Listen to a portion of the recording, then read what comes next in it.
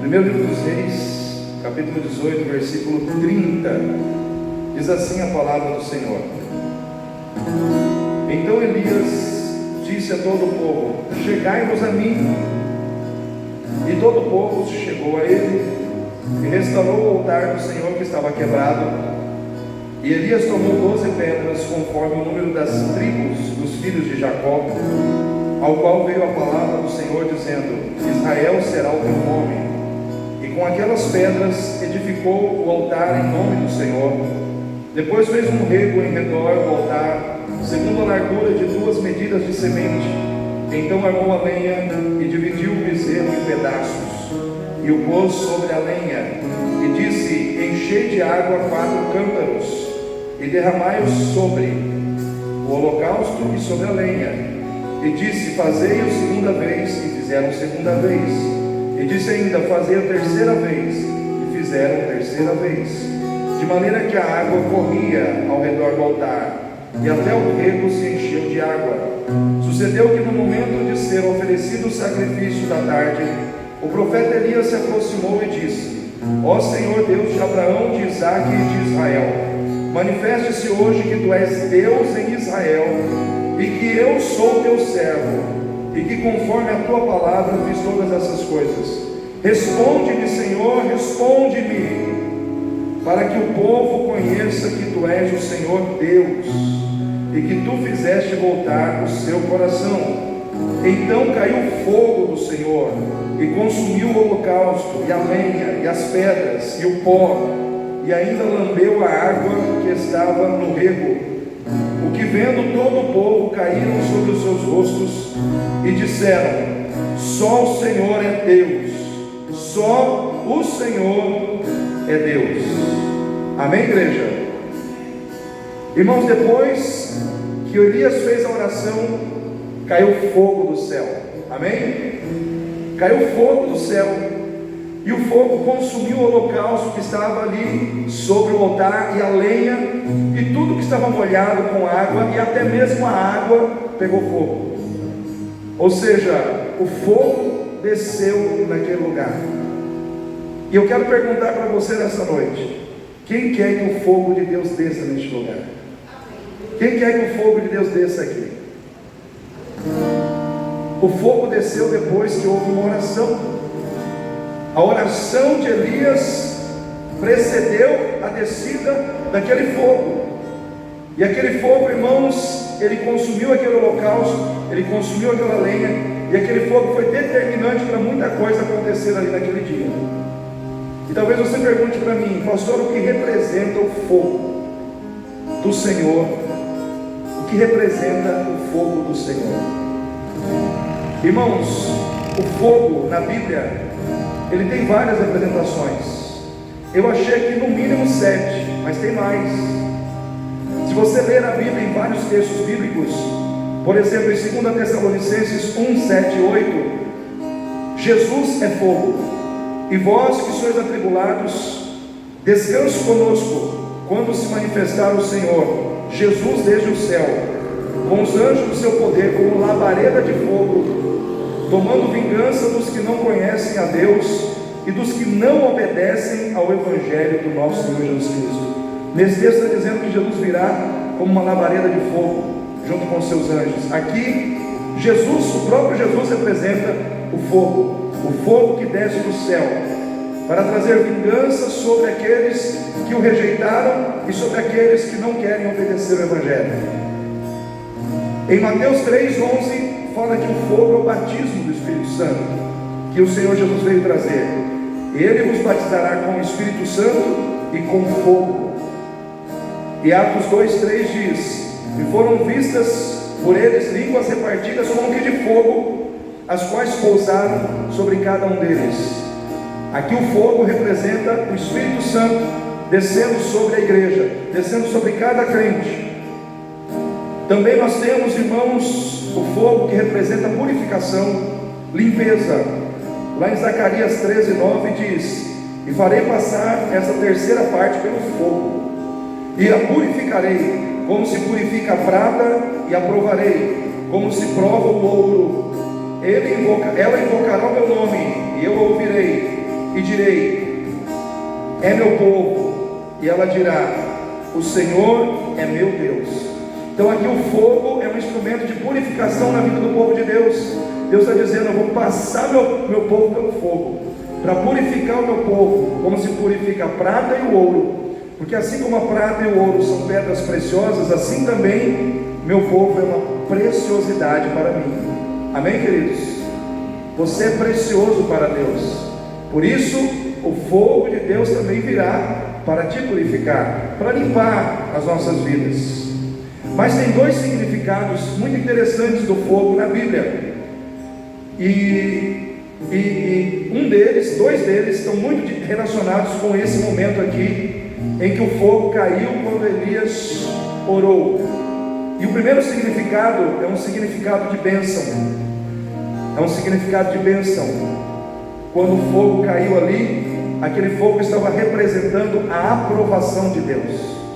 Quando Deus aprova um sacrifício, quando Deus aprova a vida de alguém, ali no Velho Testamento, Deus demonstrava isso através do fogo que vinha sobre o altar e consumia o sacrifício.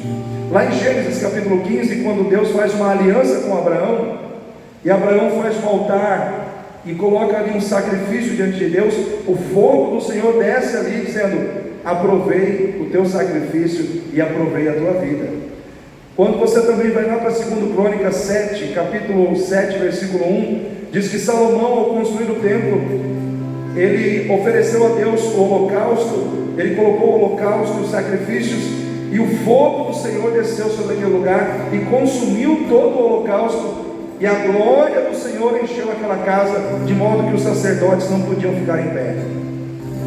Por quê? Porque a glória do Senhor desceu naquele lugar, e a glória do Senhor desceu ali em forma de fogo. O fogo representa a aprovação de Deus, como também, irmãos, o fogo representa a proteção de Deus.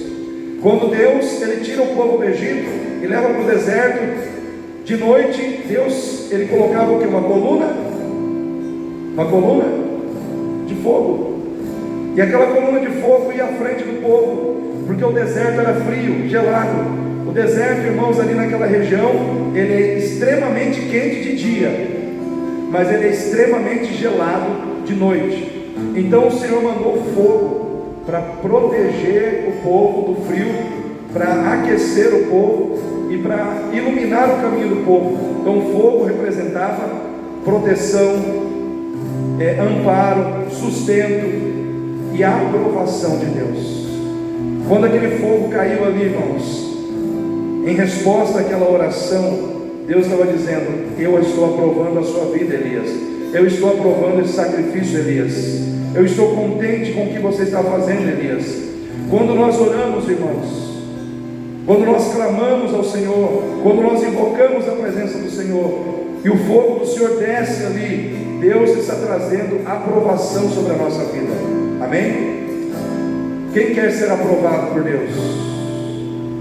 Todas as vezes que você ora e se coloca na presença de Deus e faz a vontade de Deus, você está pedindo fogo de Deus, você está pedindo a aprovação de Deus, você está pedindo também a proteção de Deus, você está pedindo o agir abençoador de Deus sobre a tua vida, você está pedindo o batismo do Espírito Santo, porque o fogo também representa esse batismo. Você está pedindo, irmãos, a presença do próprio Deus, porque em Hebreus 12, 29 diz: porque o nosso Deus é um fogo consumidor. Ele é fogo. O nosso Deus, ele é fogo consumidor. Então quando nós oramos pedindo que venha sobre nós o fogo, nós estamos pedindo que o próprio Deus venha, que o batismo do Espírito Santo venha, que a proteção venha, que a aprovação de Deus venha sobre nós. Porque Elias, irmãos, ele foi alguém aprovado por Deus, porque diante de uma geração de pessoas que estava vivendo na infidelidade, Elias permaneceu fiel. Diante de uma multidão de pessoas que estavam servindo a Baal, idolatrando a Baal, Elias permaneceu adorando ao Senhor e unicamente ao Senhor. Numa geração de pessoas que estavam com o coração dividido, Elias permaneceu firme no propósito de ser fiel ao Senhor. Então a vida dele foi aprovada e Deus aprovou com fogo. Deus aprovou com fogo. E eu quero perguntar para você nessa noite: você quer que o fogo de Deus desça neste lugar? Irmãos, quando nós oramos aqui pedindo misericórdia de Deus, nós pensamos que quando a gente ora pedindo: Deus, tenha misericórdia de nós estamos apenas pedindo para Deus não permitir que a gente seja tratado pelos nossos malfeitos. Mas não é somente isso, irmãos. Quando a gente pede misericórdia, Deus começa a trabalhar para que a gente confesse os nossos pecados. Amém? Deus começa a trabalhar para que tudo aquilo que é reprovado na nossa vida comece a sair da nossa vida, para que a aprovação dele comece a entrar na nossa vida.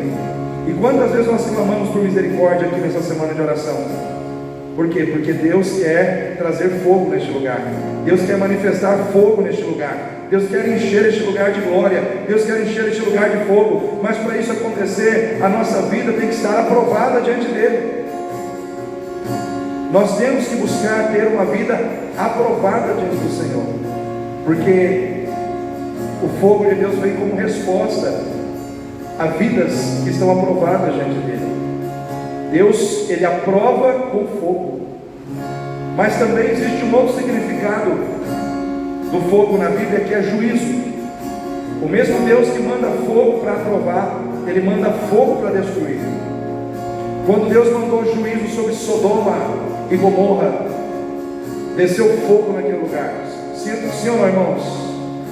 O fogo foi ali como juízo de Deus, para destruir toda a obra do inimigo, para destruir todo o mal, para destruir todo o pecado.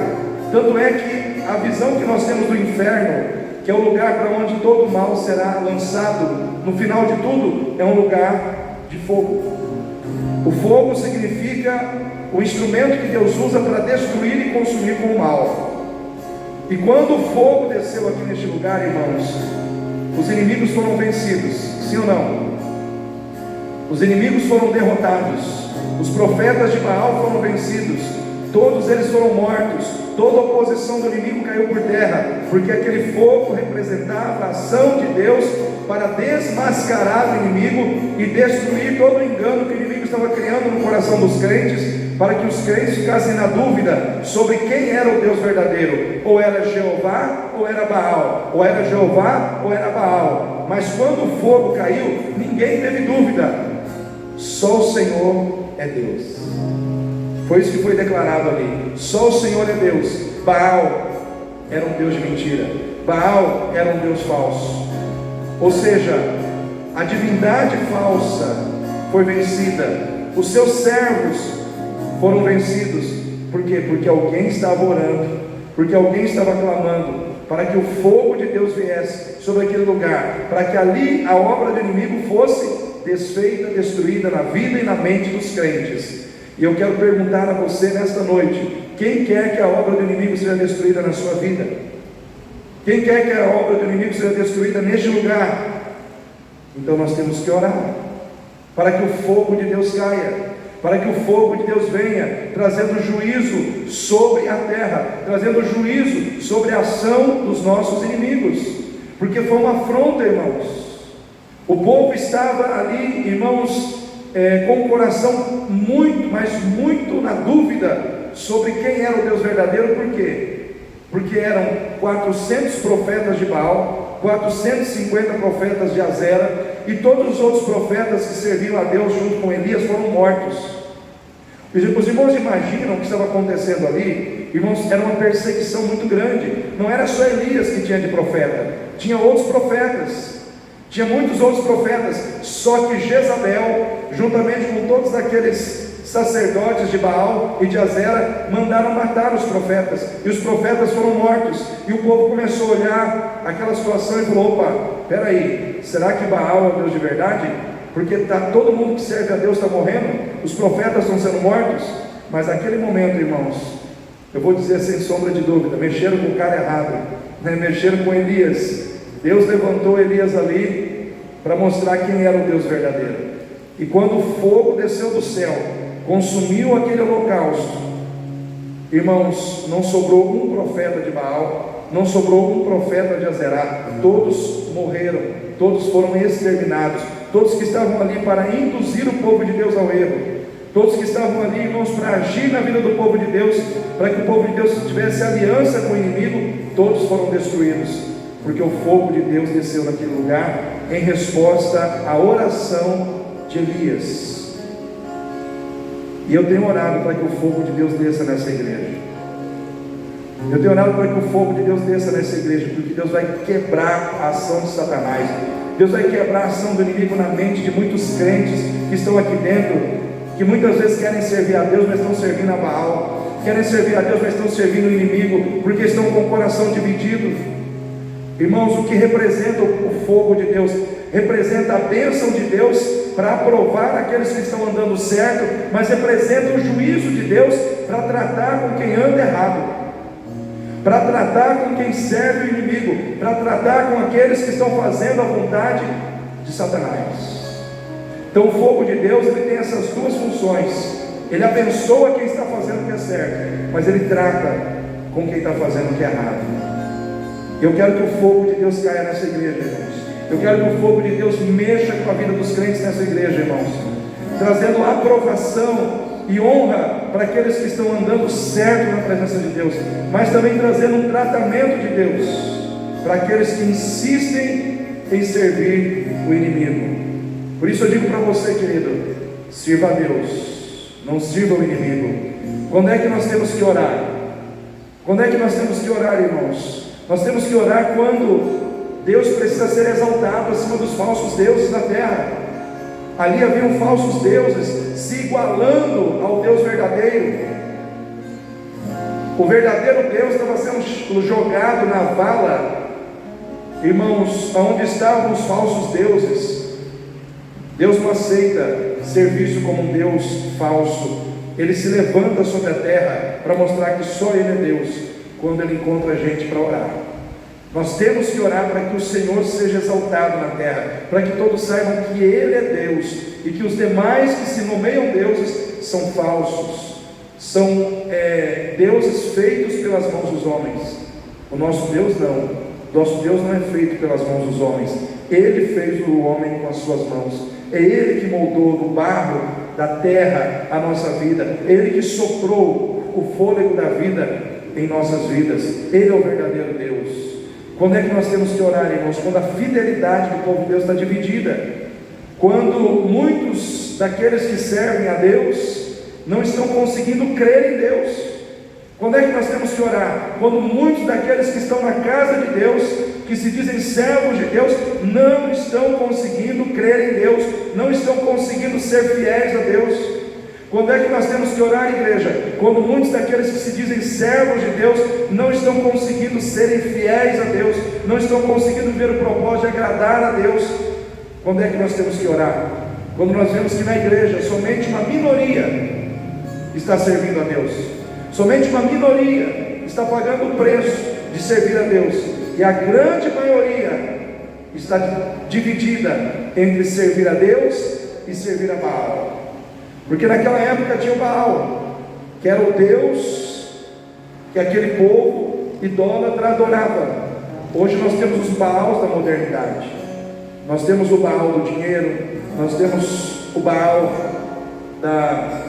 dos prazeres da vida, nós temos o Baal das riquezas dessa vida, nós temos muitos Baals aí fora, e as pessoas estão muitas vezes servindo mais a Baal do que a Deus. Quando é que nós temos que orar, irmãos? Quando servir a Deus não é mais tão importante para o povo de Deus, nós temos que orar. Amém, igreja? Quando o povo de Deus não está mais tão preocupado em servir a Deus, quando o povo de Deus não está mais tão preocupado em estar na casa de Deus, nós temos que orar, nós temos que clamar, porque há uma ação do inimigo na vida do povo de Deus, para tirar o coração do povo de Deus da presença de Deus, e levar o povo de Deus para o erro. Então nós temos que orar, para quebrar as cadeias, para quebrar as amarras, para quebrar a ação de Satanás, na mente, no coração, no sentimento das pessoas que servem ao Senhor. Elias teve que orar para que o coração do povo se dobrasse a Deus. Ele teve que orar. Quando é que nós temos que orar, igreja? Quando é que nós temos que orar? Quando nós vemos, irmãos, que o inimigo está se apoderando do coração do povo de Deus, e o povo de Deus não está mais com alegria, com prazer nas coisas de Deus, não está mais sentindo prazer e alegria na casa de Deus, no altar, no sacrifício, na adoração ao Senhor. Irmãos, o altar estava quebrado. O altar de sacrifício a Deus estava quebrado. Olha como é que estava a situação naquela época. Então nós temos que orar. Quando nós estamos vendo frieza, quando nós estamos vendo corações divididos, quando nós estamos vendo que a fidelidade do povo de Deus está dividida entre o mundo e Deus, nós temos que orar. Talvez na sua casa está acontecendo isso. Talvez dentro da sua casa, irmã, o coração do teu povo lá está dividido. Tem gente que quer vir para a igreja e tem gente que não quer. Talvez dentro da sua casa tem dois povos, um que quer servir a Deus e um que não quer servir a Deus. E o que você tem que fazer? Você tem que orar. Como é que Elias reagiu? Ele reagiu em oração. Ele chamou o povo e disse: povo, se achega, vamos orar. Eu vou orar. Quem é que Deus vai usar em oração para quebrar a ação do inimigo? Primeiro, irmãos, Deus vai usar aquele que está preocupado em trazer o avivamento espiritual de Deus sobre a sua igreja. Quem quer o avivamento de Deus aqui nessa igreja? Eu quero dizer uma coisa para você, querido: o avivamento não é emocionalismo. O avivamento que Deus quer trazer sobre a igreja hoje não é um avivamento de emocionalismos, de choro. Irmãos, chorar pode ser uma manifestação de avivamento? Pode ser. Tem gente que chora quando está na presença de Deus. Eu fico maravilhado quando eu vejo um crente chorando na presença de Deus. Eu vejo quebrantamento. Eu tenho mais dificuldade de chorar, né? Mas eu vejo que tem muita gente assim que quando ora, chora, quando Deus toca, chora. É maravilhoso. Mas só chorar não quer dizer nada, irmãos. Tem gente que chora quando o time dele ganha um mundial, um campeonato, sim ou não? Tem ou não tem, irmãos? Tem gente que chora quando o time dele lá, vai lá, está na final, ganha, a pessoa chora de emoção. Ou quando assiste um filme de uma história dramática, principalmente essas histórias que são filmes que narram fatos reais, aí tem uma história dramática, bonita ali e tal, aí de repente você chora. Não, irmãos, pode ter choro sim, no avivamento pode ter choro. Eu acredito que choro faz parte do avivamento, porque é uma manifestação de quebrantamento, mas na essência, avivamento é fruto de arrependimento. Na essência, avivamento é fruto de abandono de pecado.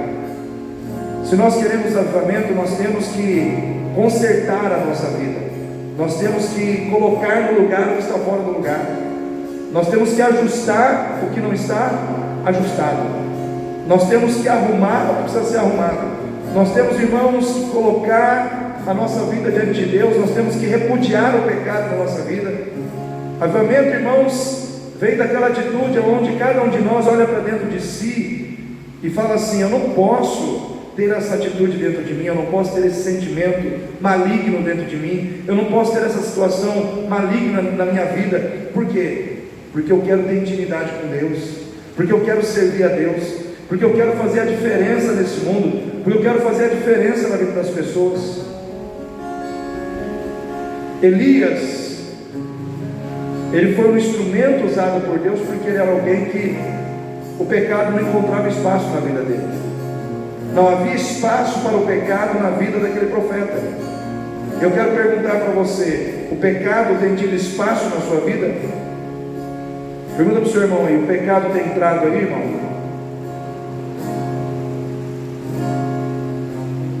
O pecado não pode ter espaço na nossa vida, irmãos.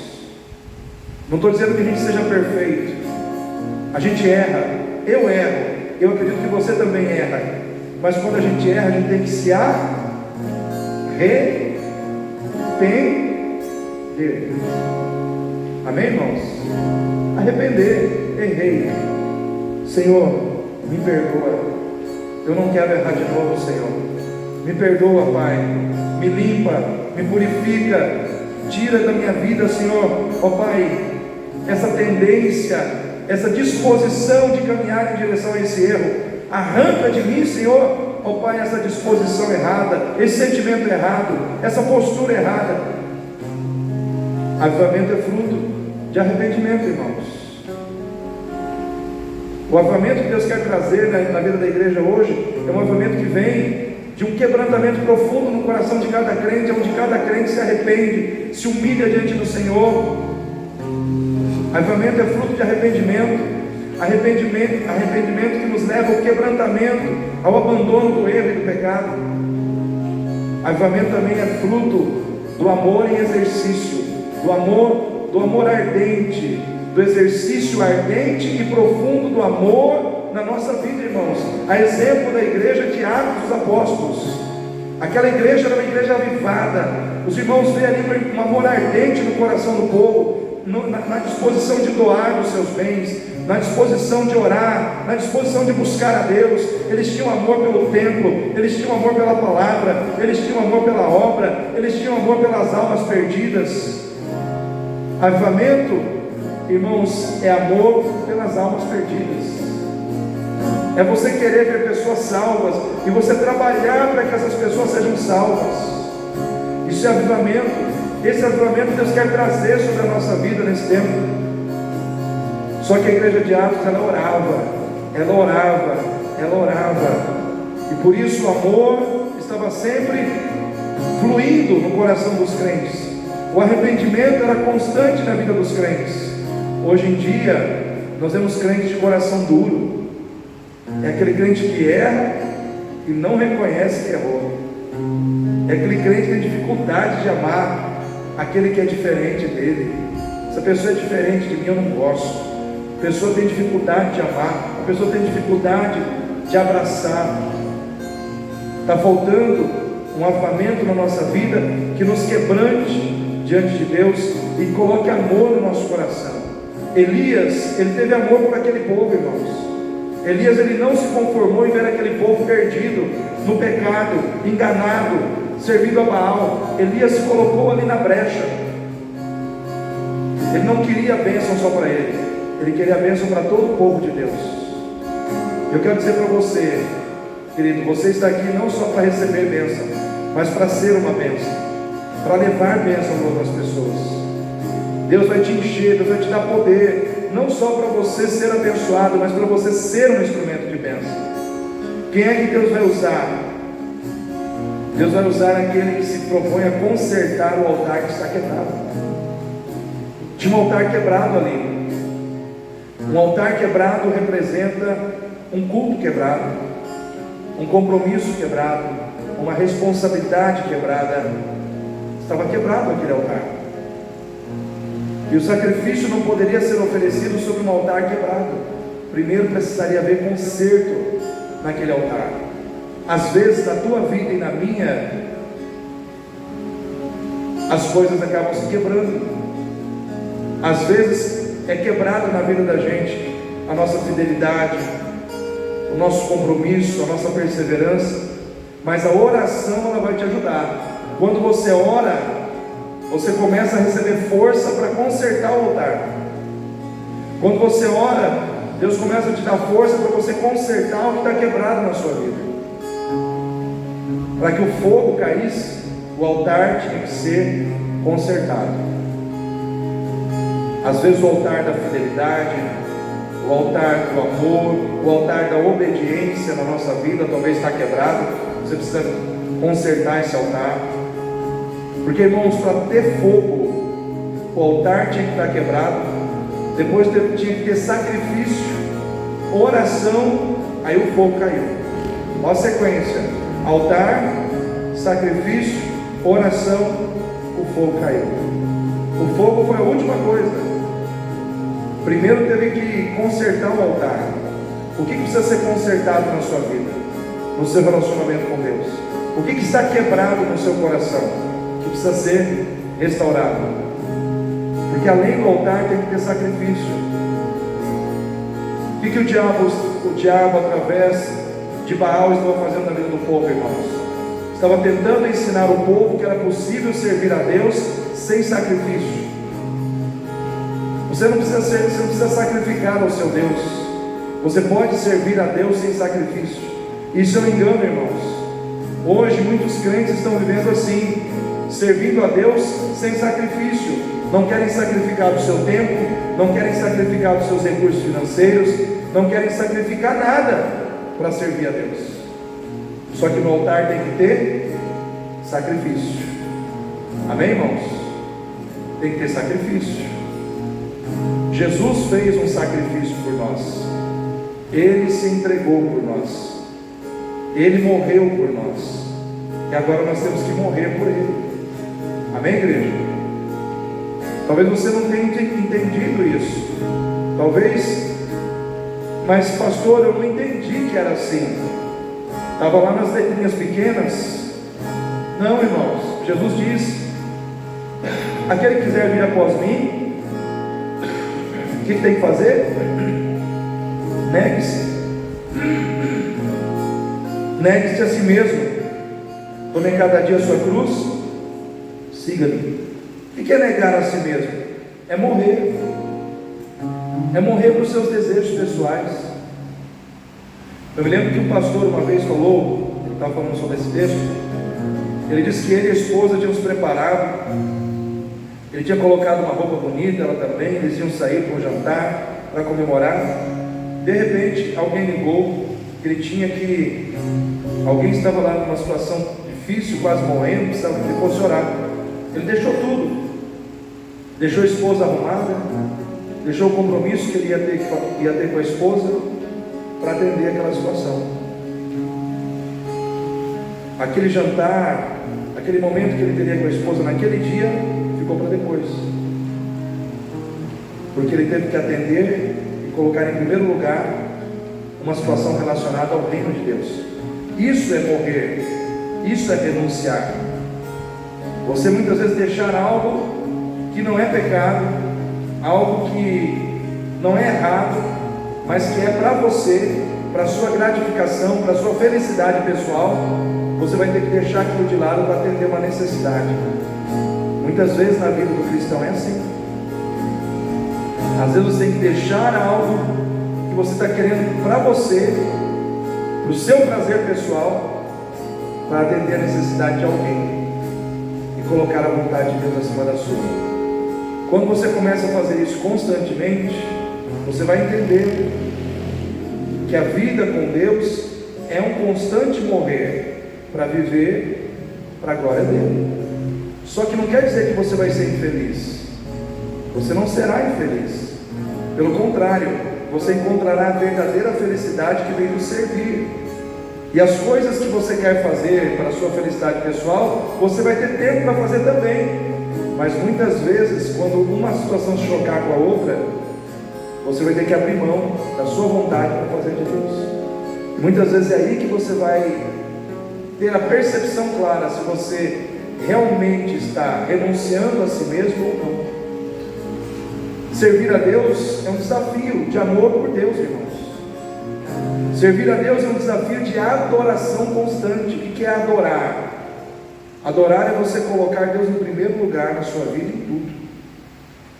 Então hoje a Nicole passou um vídeo, né, da pastora Donice, falando que às vezes as pessoas falam que vão adorar, pensa que é cantar uma música. Cantar uma música é apenas uma maneira de você expressar a adoração. Mas a adoração é muito mais do que cantar uma música.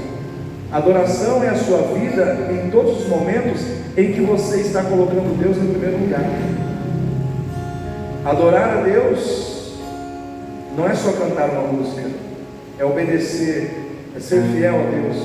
Quando você tem a oportunidade de não obedecer, quando você tem a oportunidade de não ser fiel a Deus, você decide obedecer, você decide ser fiel a Deus. Naquele momento você está adorando a Deus. Então por isso que Deus às vezes não recebe a adoração musical de alguém aqui na frente, ou de nós, ou de quem está aqui, quando lá fora nós não estamos adorando. Porque Deus vê como hipocrisia. Você está cantando, mas você não está vivendo o que você está cantando. Então nós temos que adorar a Deus lá fora para poder adorar a Deus aqui dentro. Amém, irmãos? Porque Deus vai aceitar a adoração daqui de dentro pela adoração que você está dando aí lá fora. Irmãos, quem Deus vai usar? Deus vai usar aquele que não desanima diante das barreiras e das dificuldades que aparecem no caminho. Irmãos, tem barreira na nossa vida? Tem barreira, Nicole? Tem barreira, irmãos, para a gente vir em campanha de oração? Tem ou não tem, irmãos? Às vezes tem barreiras externas, mas às vezes existem barreiras que são internas. As barreiras internas são aquelas que estão dentro de você. Às vezes a gente fala muito das barreiras externas. Choveu, barro, isso, aquilo outro. Tudo bem, isso são barreiras. Mas às vezes existe uma barreira no seu coração. A barreira da preguiça. A preguiça é uma barreira, irmãos, na vida do crente? Sim ou não, irmãos? Quando a gente está com preguiça, a preguiça domina a gente. A gente sabe que a gente poderia estar na igreja, mas a preguiça foi mais forte. Tornou-se ou não tornou-se uma barreira? A preguiça, o desânimo, a falta de fé, a falta de visão da importância da campanha de oração. Porque, irmãos, tem crente que não tem a visão da importância de uma campanha de oração. Tem crente que diz assim: não, eu oro em casa, é do mesmo tamanho, é do mesmo jeito. Aí a pessoa não valoriza estar numa campanha de oração. Isso é uma barreira. Isso é uma barreira no coração do crente. Porque, irmãos, uma campanha de oração, ela tem o propósito de estimular você a um nível de oração mais elevado, em grupo. Porque em casa, muitas vezes, você não consegue orar 1 hora. Mas aqui na igreja, você, entrando no ritmo de todo mundo aqui, você é levado a orar 1 hora. Você é estimulado a orar 1 hora. Mas sozinho você não ora. Que nem aquela história do camarada que ele compra uma esteira para correr em casa. Aí ele até começa bem. Daqui uns dias ela está encostada lá. Mas quando ele paga a academia e ele vai lá e vê um monte de gente correndo, ele corre ou não corre? Porque ele vê um monte de gente fazendo. Porque ele vê um monte de gente fazendo a mesma coisa que ele está fazendo. Irmãos, nós precisamos de pessoas do nosso lado para nos estimular na busca pelo Senhor. Por isso você precisa estar na igreja. Porque se você ficar sozinho lá fora, você desanima. Se você ficar sozinho lá fora, você para de orar. Se você ficar sozinho lá fora, você para de estar na igreja. Se você ficar sozinho lá fora, você para de ler a Bíblia. Mas quando você está em comunhão, você é estimulado a fazer o que os outros estão fazendo. Sim ou não?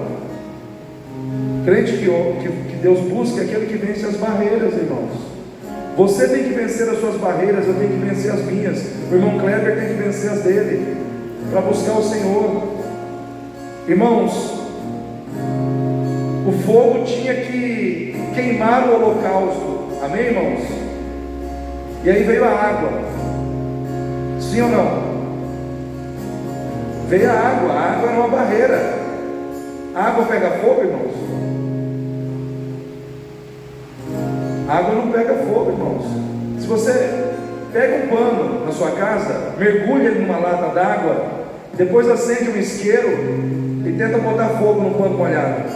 Se você conseguir, grava e põe no YouTube, porque você vai ter milhares de likes, de visualizações, se você conseguir botar fogo num pano molhado. Porque a água é uma barreira para o fogo pegar. E ali a água foi derramada 1 vez, 2 vezes, 3 vezes. Elias falou: pode vir a barreira pode vir 1 vez, pode vir 3 vezes, pode vir 2 vezes, 3 vezes, não importa, a barreira será vencida. Ele não temeu a barreira, ele não temeu o problema, ele não temeu aquilo que poderia impedir o fogo de descer naquele lugar. E eu quero dizer para você, querido, se você orar, as barreiras vão cair. Se você orar, as barreiras serão vencidas. E não vai ter nada, irmãos, no reino material, no reino espiritual, que possa impedir o fogo de Deus de descer neste lugar. Vai pegar fogo nas cadeiras, vai pegar fogo na tua vida, vai pegar fogo no altar, vai descer fogo de Deus neste lugar. Se nós orarmos, as barreiras serão vencidas, e o fogo vai descer sobre a nossa vida. Nós temos que orar quando a igreja perdeu a visão dos milagres, quando a igreja tem dificuldade de acreditar nos milagres. Nós temos que orar para que os milagres aconteçam. Irmãos, pegar fogo no holocausto todo cheio de água é ou não é um milagre? Pegar fogo na água é ou não é um milagre? Mas aconteceu. Por quê? Porque Elias acreditou que o milagre aconteceria. Você acredita que o milagre vai acontecer? Acredita de coração no milagre? Nós cantamos: hoje o meu milagre vai chegar. Eu vou crer, não vou duvidar. Teve milagre ali, vai ter milagre aqui. Teve milagre na vida de Elias, vai ter milagre na tua vida em nome de Jesus. Nós precisamos orar crendo que Deus vai trazer milagres. Eu quero encerrar, irmãos, essa palavra nessa noite, declarando o milagre de Deus neste lugar. Não somente hoje, não somente no encerramento da campanha de oração. Eu quero crer, irmãos, que nos cultos que virão dessa igreja vai ter milagre.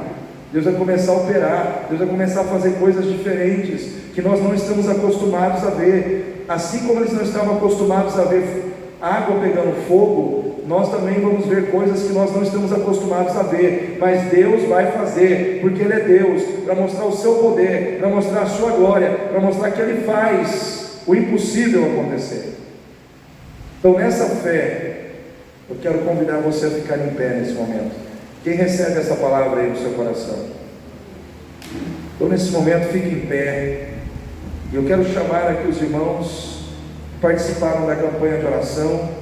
Quem veio 2 dias nessa campanha de oração? Vamos começar pelos que vieram 2 dias.